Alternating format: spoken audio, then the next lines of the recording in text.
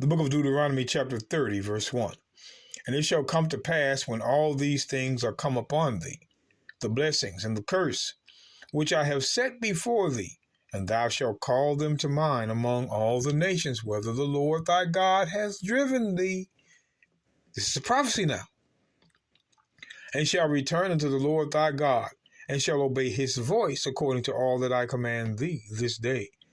Thou and thy children, with all thy heart and with all thy soul.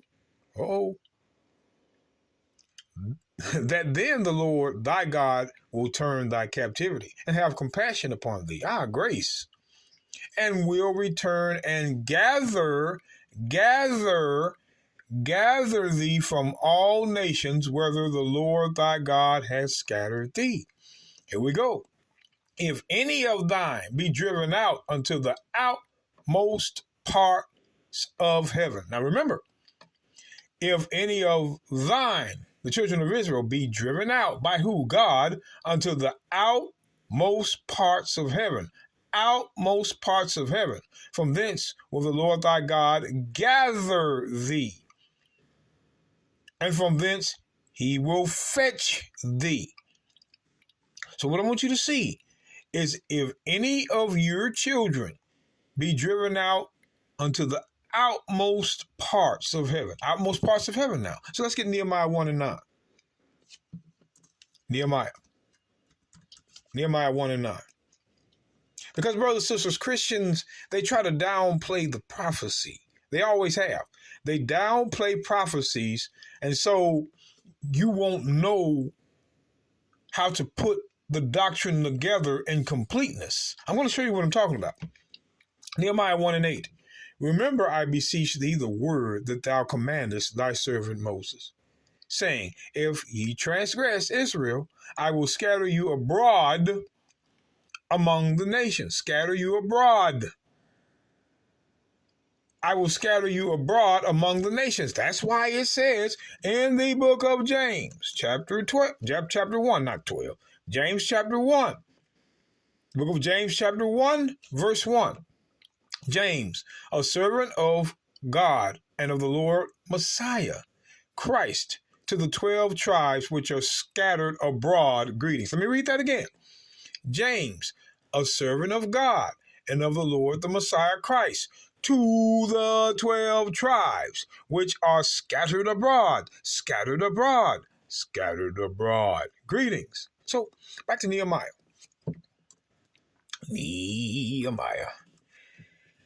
You Christians, these Christians, man, I tell you, hide, lie. Okay, so let's look at this. Nehemiah 1 and 8. Remember, I beseech thee, the word that thou commandest thy servant Moses, saying, if ye, which is Israel, the ye is Israel, transgress, I will scatter you abroad. And they were still scattered abroad in the time of James. I will scatter you abroad among the nations. Watch. But if ye turn unto me and keep my commandments and do them, though there were of you cast out unto the uttermost part of heaven. The uttermost part of heaven. I'm going to read it over, and I'm going to read on down. But if ye turn unto me and keep my commandments, and do them, though there were of you, that's Israel, cast out unto the uttermost part of the heaven, yet I will gather them from thence, and will bring them unto the place that I have chosen to set my name there. Now, brothers and sisters, here are two prophecies. Now, do these prophecies count? Yes, they do. But the Christians downplay them. They downplay prophecy. Oh, that took place, this, that, blah, blah, blah. But we've got one more witness. One more. Because we wasn't able to put this in the last 10-minute episode, so I would just call this a part 2.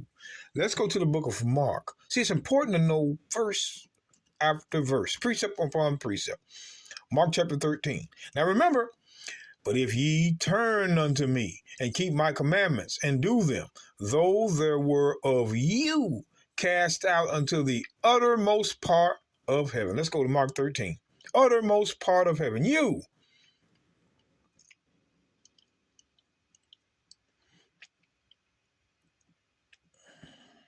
Now this is Mark's account of the second coming of Christ. Mark's account. So let's read the book of Mark chapter 13, verse 25. And the stars of heaven shall fall, and the powers that are in heaven shall be shaken. So the powers in heaven shall be shaken. And then shall they see the Son of Man coming in the clouds with great power and glory. And then shall he send his angels. He's going to send his angels, and shall gather together his elect from the four winds. Now we've established that elect was Israel, but I got a little icing on the cake I want you to see. We already, in the last video of the four winds, we established the elect being Israel and that they were in the four winds. So I'm going to read it over. And then shall he send his angels and gather together his elect from the four winds. Here it is. From the uttermost part of the earth to the uttermost part of heaven. Who was in the uttermost part of heaven scattered? There you go. The Israelites were in the uttermost part of heaven scattered. Christ, his witness is the same as the witness in the First Testament. The angels are going to come and gather his elect and his elect only, Israel, from the four winds, because they were there, from the uttermost part of the earth to the uttermost part of heaven. The uttermost part of heaven. Wait a minute, back to Nehemiah. We tell you, brothers and sisters, there's no indication in this Bible as a whole of God coming back to get all nations. It never was. These Christians, they find little verses, they try to combine them like we do, and they make no sense. Look at this. But if ye, the ye is Israel, turn unto me and keep my commandments. Not everybody.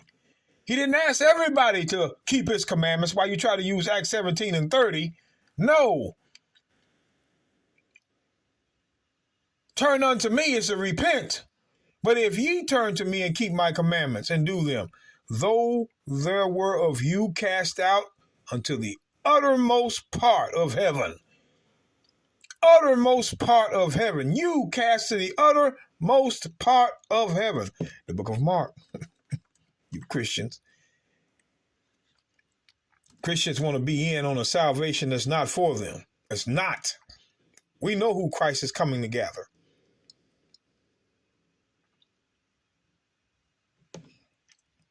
The book of Mark 13:27.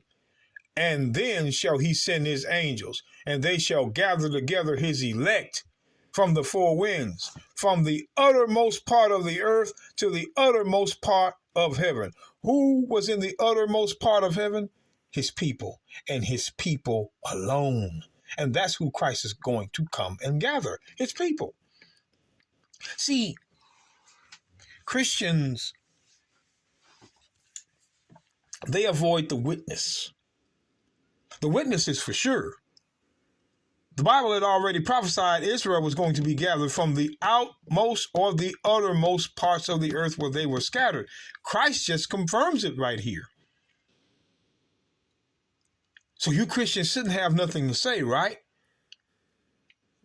Brothers and sisters, it doesn't make a difference if we read them like this. You can see it with your own eyes. They are appointed to go against God and avoid this. That's why we don't pay too much attention to them.